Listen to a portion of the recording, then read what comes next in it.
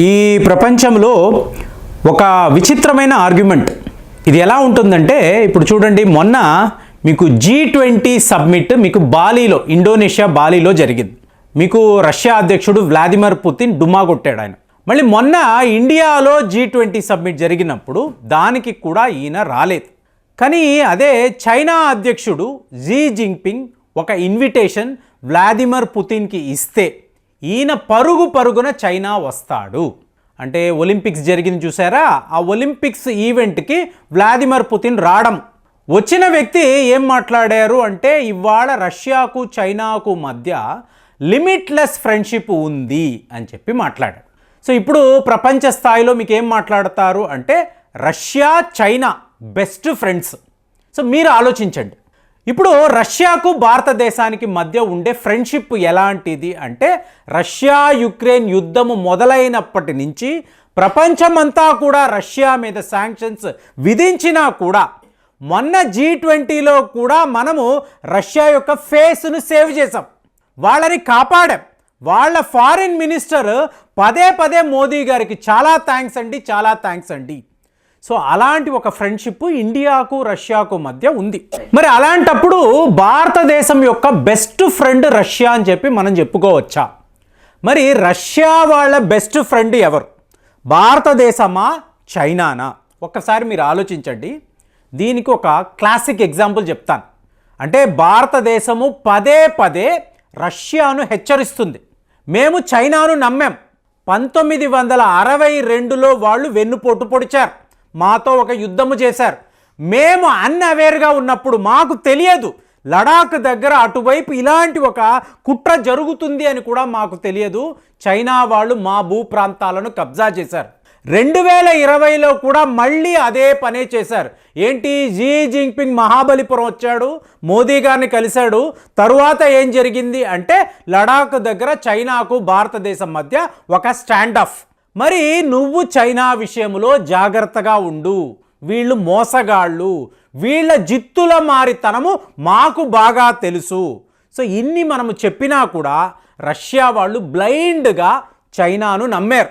ఏంటండి, సైబీరియా దగ్గర power of Siberia 1, power of Siberia 2 అని చెప్పి చెప్తారు. సో ఏంటండి పవర్ ఆఫ్ సైబీరియా అంటే, ఒక పైప్ లైన్ అండి, న్యాచురల్ గ్యాస్ సప్లై చేసే పైప్ లైన్. ఇది ఎంత పెద్దది, ఎంత పొడవైనది అంటే 2600 కిలోమీటర్లు. మరి దీని వాల్యూ ఎంత అంటే 34 బిలియన్ అమెరికన్ డాలర్స్. అంటే మనము ఊహించలేమండి, ఒక పైప్ లైన్ 2400 కిలోమీటర్ల పొడవు ఎలా వేస్తారు అంటే, రష్యా వాళ్ళు వేస్తారండి. చైనా దాకా కూడా వేస్తారు, మంగోలియాను దాటి ఇది చైనాలోకి పైప్ లైన్ వస్తుంది. మరి ఏకంగా 34 బిలియన్ అమెరికన్ డాలర్స్ మీకు ఖర్చు పెట్టడము అంటే, ప్రపంచంలో ఇంత పెద్ద ప్రాజెక్టు మీరు విని ఉండరు. సో ఇప్పుడు ఈ డబ్బు ఎలాగా అంటే, రష్యా వాళ్ళు 50%, చైనా వాళ్ళు 50%. అంటే 34 బిలియన్ అమెరికన్ డాలర్స్లో 17 బిలియన్ అమెరికన్ డాలర్స్ రష్యా వాళ్ళు ఖర్చు పెట్టాలి, తక్కిన 17 బిలియన్ అమెరికన్ డాలర్స్ చైనా వాళ్ళు ఖర్చు పెట్టాలి. ఇది డీల్, ఇది మెమరాండమ్ ఆఫ్ అండర్స్టాండింగ్, వ్లాదిమిర్ పుతిన్కి జీ జింగ్పింగ్ మధ్య జరిగిన ఒక ఒప్పందం. సో ఇమీడియట్గా రష్యా ఇంజనీర్లు వీళ్ళ వర్కర్స్ వర్క్ మొదలుపెట్టారు. సైబీరియా నుంచి ఈ పైప్ లైన్ వీళ్ళు వేసుకుంటూ వచ్చారు, కొన్ని ఏళ్ల తరబడి వేశారు. ఇవాళ మీకు ఈ పైప్ లైన్ చైనా దాకా కూడా వచ్చేసింది. ఇప్పుడు చైనా వాడు ఏం మాట్లాడుతున్నాడు అంటే, నేను ఆల్రెడీ ఇస్తాను అన్నాను కదా, ఈ హాఫ్ ఆఫ్ ద అమౌంట్ నేను ఇవ్వలేను. అంటే మధ్యలో చెప్పాడు, మీరు ఖర్చు పెట్టండి, మేమంతా సిద్ధము చేస్తున్నాము, ఇదిగోండి బిల్స్ అంతా కూడా రెడీగా ఉన్నాయి, ఇవన్నీ చెప్పాడు. రష్యా వాళ్ళు బ్లైండ్గా నమ్మారు. చూడండి, వ్లాదిమిర్ పుతిన్ని నమ్మించడం అంటే ఇదే మామూలు విషయం కాదు. సరే మనవాడే కదా, చైనా వాడే కదా, జీ జింగ్పింగే కదా, ఇస్తాడులేని అనుకొని మీకు పుతిన్ కూడా చెయ్యండి అంటే ఇలా వీళ్ళు పైప్ లైన్ వేసుకుంటూ వచ్చారు. సో మొన్నటికి మొన్న చైనా వాళ్ళు ఏం చెప్పారు అంటే, ఇంత పొడవైన పైప్ లైన్ వేసావు కదా, 37 బిలియన్ అమెరికన్ డాలర్స్ అంటున్నావు కదా, మేము ఈ డబ్బు ఇవ్వలేము, మా దగ్గర అంత డబ్బు లేవు, మేము ఫైనాన్షియల్ క్రైసిస్లో ఉన్నాము, కాబట్టి ఈ ప్రాజెక్ట్ని నువ్వే కంప్లీట్ చేయి, ఎలాగో నీ దగ్గర మేము న్యాచురల్ గ్యాస్ అనేది కొంటాం కదా, అప్పుడు మేము పేమెంట్ చేస్తాము, అప్పుడు ఈ అడ్జస్ట్మెంట్ కూడా చెయ్యగలము అని చెప్పి చావు కబురు చల్లగా చైనా వాడు రష్యా వాళ్ళకి చెప్పాడు. ఇప్పుడు వ్లాదిమిర్ పుతిన్ గారికి ఎలా ఉంటుంది?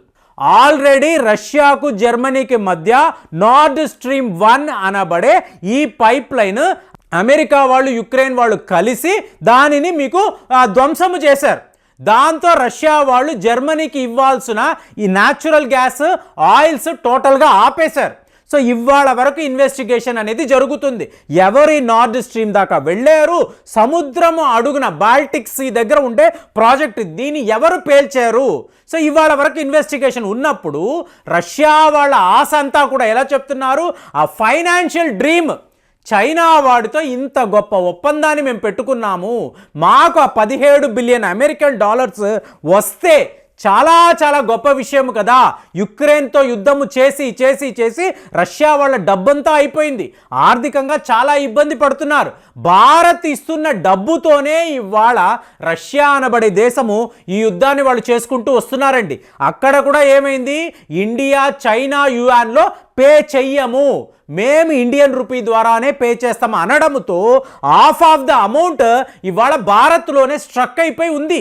సో మీకు రష్యాకు డెస్పరేట్గా డబ్బు కావాలి, వాళ్ళు యుద్ధము చేయాలంటే వాళ్ళ చేతిలో డబ్బు ఉండాలి.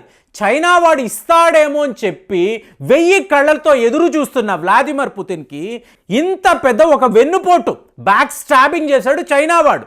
సో ఇవాళ ఏమంటున్నాడు, సరే ఒకవేళ ఈ అగ్రిమెంట్ అంతా కుదిరినా కూడా ఈ న్యాచురల్ గ్యాస్ ఇస్తున్నావు చూసావా, భారతదేశానికి డిస్కౌంట్ ఇస్తున్నావు చూసావా, అదే పద్ధతిలోనే మాకు కూడా డిస్కౌంట్ అనేది కావాలి, అలా ఇవ్వగలిగితేనే ఈ ప్రాజెక్ట్ మేము ఒప్పుకుంటాము అంటే రష్యా వాళ్ళకి ఎలా ఉంటుంది? ఈ మాటే మనం పదే పదే చెప్పాం.